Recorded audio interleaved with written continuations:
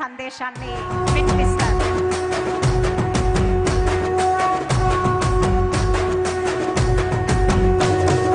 మూడు రంగుల జెండా బట్టి సింగమోలే కదిలినాడు ఒక్కరో కాంగ్రెస్ సూర్యుడు మన రేవంత్ అన్న నిగ్గదీసి అడిగే మునగాడు.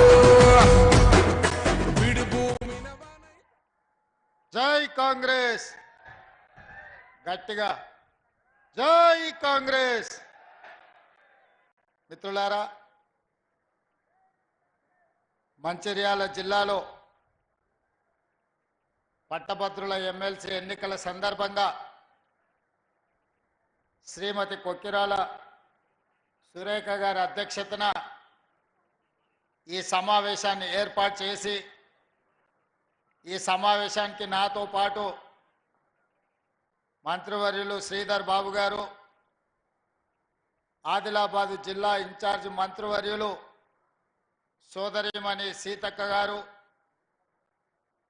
మాజీ మంత్రివర్యులు శాసనసభ్యులు వినోద్ గారు, మాజీ పార్లమెంట్ సభ్యులు శాసనసభ్యులు డాక్టర్ వివేక్ గారు, ఖానాపూర్ శాసనసభ్యులు మిత్రులు వెడమ బొజ్జు గారు, అదేవిధంగా శాసన మండలి సభ్యులు విఠల్ గారు, ఇతర కాంగ్రెస్ పార్టీ ముఖ్యమైన నాయకులు, కాంగ్రెస్ పార్టీ తెలంగాణ శాఖ అధ్యక్షులు శాసన మండలి సభ్యులు మహేష్ కుమార్ గౌడ్ గారు, ఈ శాసన మండలి ఎన్నికలలో మల్లికార్జున్ ఖర్గే, రాహుల్ గాంధీ గారు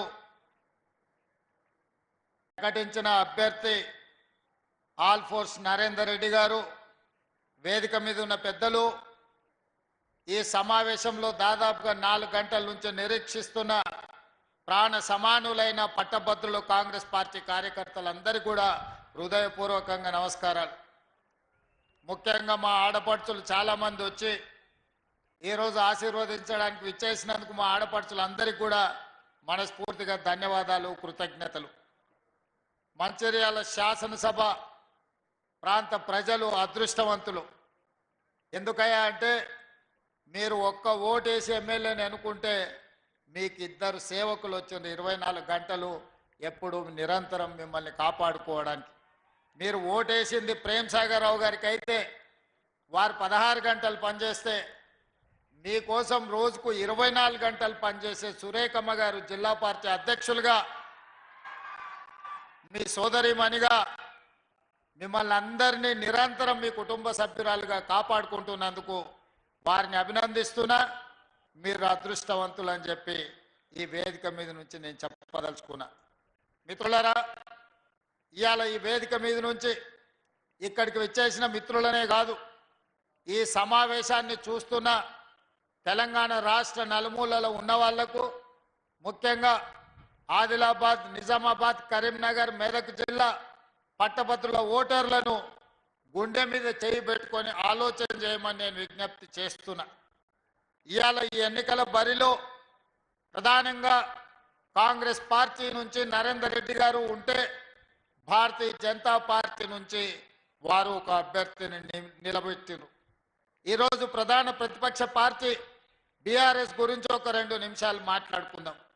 ఇవాళ ఈ ఎన్నికల్లో వాళ్ళకి అభ్యర్థి లేడు, ఈ ఎన్నికల్లో పోటీ చేయలేదు.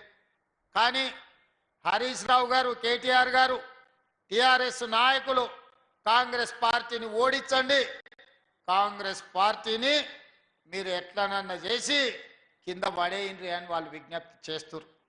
మరి నేను ఈ వేదిక మీద నుంచి పట్టభద్రులను అడుగుతున్నా, బీఆర్ఎస్ వాళ్ళు మమ్మల్ని ఓడగొట్టమని చెప్తున్నారు. మంచిదే, మీ కోపం, మీ పగ ఈ పట్టభద్రులు అర్థం చేసుకుంటారు. కానీ మీరు ఎవరిని గెలిపించమని చెప్తున్నారని నేను అడుగుతున్నా. మీ అభ్యర్థి ఎవరు? మీ అభిమానులు కానీ మీ పార్టీ నాయకులు కానీ ఎవరికి ఓటేస్తారు?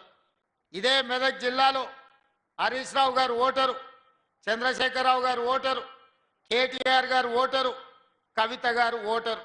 వీళ్ళందరూ చదువుకున్నోళ్ళే, వీళ్ళందరూ పట్టభద్రులే. రేపు పోలింగ్ బూత్కి వెళ్ళి వీళ్ళు ఎవరికి ఓటేస్తారని నేను అడుగుతున్నా. ఇవాళ పట్టభద్రులకు వీళ్ళు సమాధానం చెప్పాల్సిన అవసరం లేదా?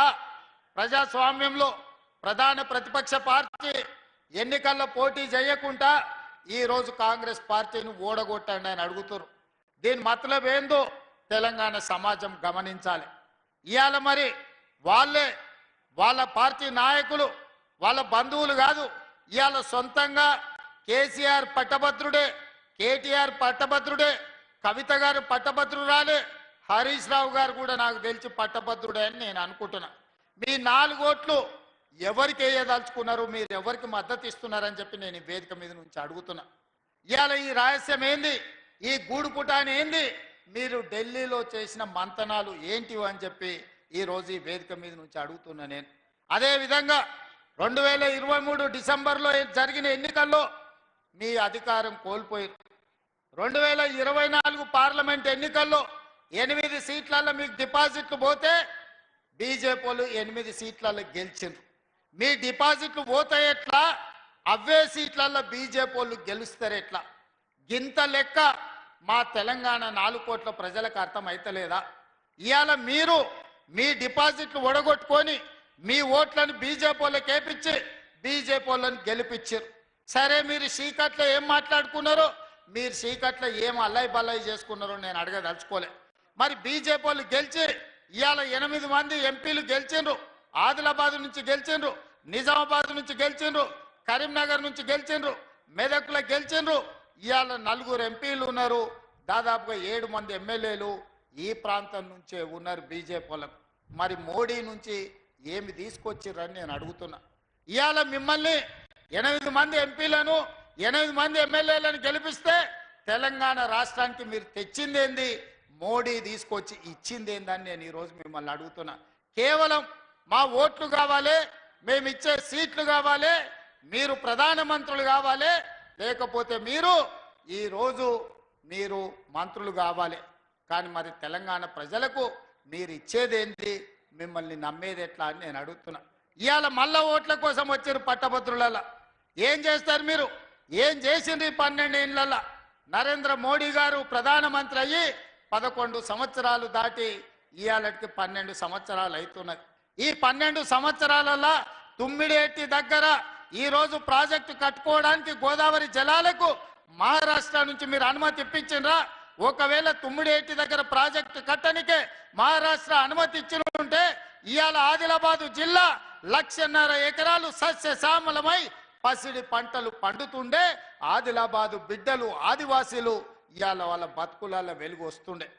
ఇవాళ ఈ ఆదిలాబాదు జిల్లా నేను పిసిసి అధ్యక్షుడిగా బాధ్యత తీసుకున్న తర్వాత మొట్టమొదట ఇంద్రవెల్లిలో సమావేశం పెట్టిన, మీ ఆశీర్వాదం తీసుకున్న, మీ జిల్లాను అభివృద్ధి చెయ్యాలని ఇవాళ మేము పూర్తి స్థాయిలో పనిచేస్తున్నాం. ఈ జిల్లాకు కొత్తగా మంజూరు చేసిన చాలా విషయాలను పెద్దలు ప్రేమ్ సాగర్ రావు గారు ఇప్పటి దగ్గర మీకు అందరికీ చెప్పడం జరిగింది. ఇవాళ ఆదిలాబాదు జిల్లాను ముందు బాగానే ఉంచాలి, జరిగిన నిర్లక్ష్యాన్ని సరిదిద్దాలని కాంగ్రెస్ పార్టీ ప్రయత్నం చేస్తుంది. మరి మీరు ఏం చేసిండ్రు, మీరు ఏం తీసుకొస్తారని నేను అడుగుతున్నా. అందుకే మిత్రులారా, ఇవాళ మీరు ఆలోచన చేయండి పట్టభద్రులు. నేను ఒక్కటే మాట విజ్ఞప్తి చేస్తున్నా, నేను చెప్పింది నిజమైతే మీరు గుండెల మీద చేసుకొని ఆలోచన చేసి ఇవాళ కాంగ్రెస్ పార్టీకి ఓటు వేయండి. నేను చెప్పింది అబద్ధమైతే, మీ మనసుకు అది అబద్ధం అని తోస్తే మీరు ఎవరికి వేసుకున్నా మాకు అభ్యంతరం లేదు, మీ ఇష్టం. ఇవాళ నేను ముఖ్యంగా టీచర్లను డిఎస్సి నోటిఫికేషన్, అదే విధంగా టెట్ పరీక్షలు నిర్వహించింది కాంగ్రెస్ పార్టీ అధికారంలోకి వచ్చిన తర్వాత కాదా? మీరు ఆలోచన చేయండి. 11,000 మంది టీచర్ల నియామకాలను చేపట్టినమా లేదా? ఒకవేళ మేము టెట్ పరీక్షలు నిర్వహించి డిఎస్సి పరీక్షలు నిర్వహించి 60 రోజుల్లోనే 11,000 మంది టీచర్ల నియామకాలు మేము చేపట్టుంటే మీరందరూ మా కాంగ్రెస్ కు నరేందర్ రెడ్డికి ఓటు వేయండి. ఒకవేళ నేను చెప్పింది అబద్ధం అయితే మీరు మాకు ఓట్లు వేయకండి, మీకు కావాల్సిన వాళ్ళకి వేయండి. అదేవిధంగా పోలీస్ డిపార్ట్మెంట్లో దాదాపు 15,000 మంది నిరుద్యోగులకు పోలీసు ఉద్యోగాలు ఇచ్చిన మాట నిజమైతే ఈ రోజు నరేందర్ రెడ్డికి ఓటు వేయండి. లేకపోతే ఒకవేళ నేను చెప్పింది అబద్ధం అయితే మీ ఇష్టమైన వాళ్ళకు ఓటు వేసుకోండి. పారామెడికల్ సిబ్బంది 6,000 పైగా పారామెడికల్ సిబ్బందిని ఎల్బీ స్టేడియం కు పిలిపించి